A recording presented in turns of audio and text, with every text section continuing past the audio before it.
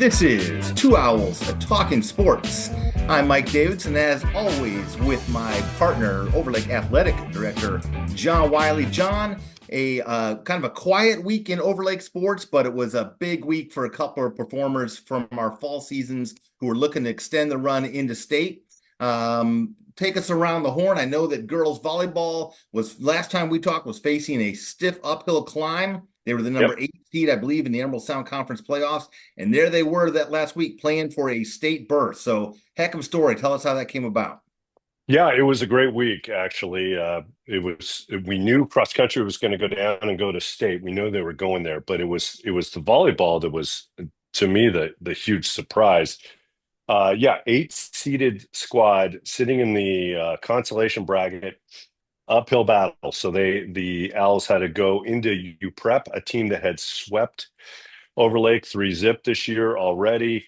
And we had to go in there and play a good Puma squad who was the 4 seed. And lo and behold, the Owls came out with a really fun victory.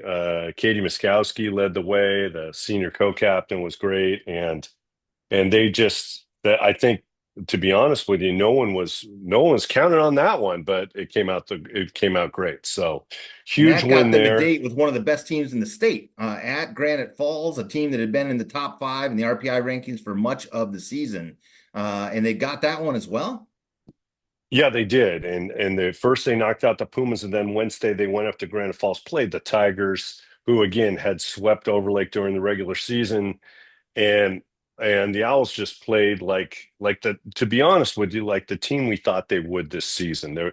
They showed glimpses of it at times, but the consistency was just not there over a match. And boy, they looked great against Granite Falls, upset them 3-2 to move on to winner's state game on Friday. So really busy week, a couple of huge upsets, getting rid of both Granite Falls and U Prep on the way to playing at Bear Creek Friday. And that one, first set was great, but that was it. The Grizzlies at home were a little too much. They will take the final spot to go to state, but hats off to the Owls for that kind of effort.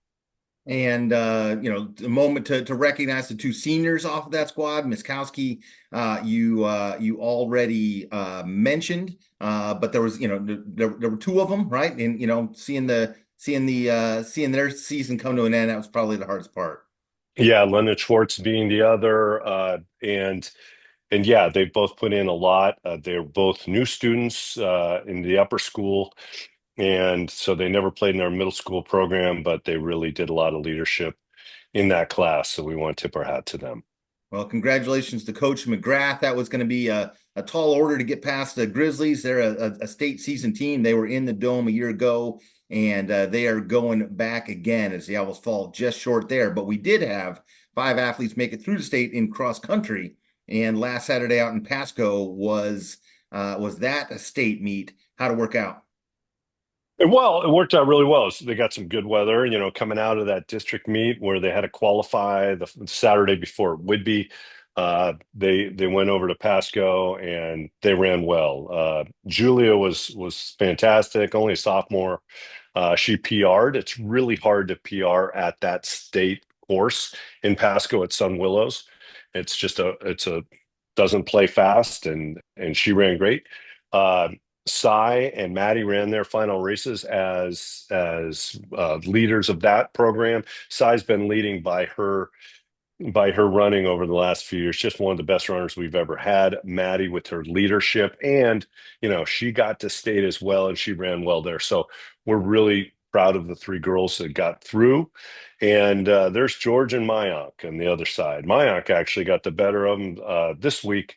He ran, I think, a 17:12, a really good course time for Sun Willow. So I mean, with sending 5 over there, the hope is we're going to return both those guys. We're going to certainly going to return Julia. 2 of our best girls runners were hurt this year uh, and weren't able to participate, but they will be back next year. So we think that both those programs are in really good hands. And at least on the boys' side, that is another state title in the trophy case for the Emerald Sound Conference. Cedar Park Christian took that one again. The conference awful strong at the state level. Yeah, they return as they go back to back as state champions. Cedar Park just has some of the fastest runners we've ever seen at the state level at this in this classification, and they showed why. Their team score was 50. The next closest was 90, and that was Meridian. So not even close. They had the top overall runner. They had three in the top 10. They're just outstanding. Average time was 16:33.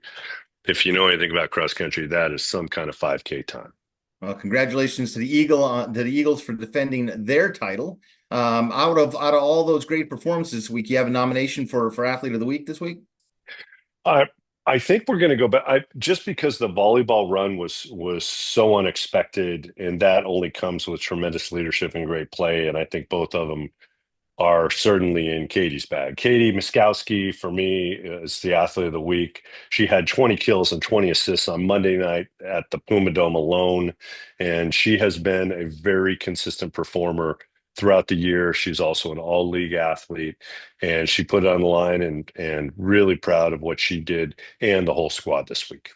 All right, so Katie Miskowski, our TOTS athlete of the week. It is a quiet period. We're done now with our upper school fall athletics. Our upper school winter athletics don't begin for another almost a week. But there's still time if you're a player or a parent listening to this broadcast and you're like, what should I do this winter? Go play basketball. Everybody else is. That's right. It's our biggest it's our biggest sport on the guys' side for sure. There's plenty of girls playing as well. We expect to have 5 teams at the upper school level, 10 at the middle school level, and it's just top to bottom a really great way to spend your winter. Even if basketball is not necessarily your primary sport, it's a great cross trainer for anything, and those programs are I think for so many athletes, a really great opportunity to play in front of your friends, to play with your friends. Nothing better than a Friday night in the gym when you're hosting. And so we will next week bring you our high school basketball preview episode. That'll be the first day of practice and perfect time for that. But until then, there's not a lot of choices for the hot ticket of the week. I'm going to go a little bit off the board, John, for this week and suggest you go take in the Thursday doubleheader of middle school boys basketball. If you can make it to the Hidden Valley Boys and Girls Club, they got a 2-for-1 offer. One free admissional seat gets you into both games, our Division I boys and our Division II boys, both on tap there with their season openers. Is that Division I coached by Coach Roby Roberson? Coach Roberson returns to the D1 level. He is an anchor in that program. He's got a group that he is excited about. And if you can get yourself to the Boys and Girls Club over there in Bellevue, you can see him take on Bellevue Christian in the open. Great call. Great call this week, Mike. Off the board. So I don't know if that'll be on TV streaming or whatnot. You may have to see it in person if you want to check it out. Yeah, I don't believe NFHS has the rights to that. So we have basketball season underway at the middle school level. High school's about to happen. TOTS will be here to bring you all of that action in the months ahead. Thank you for joining us. I'm Mike Davidson for my partner, John Wiley. Be well.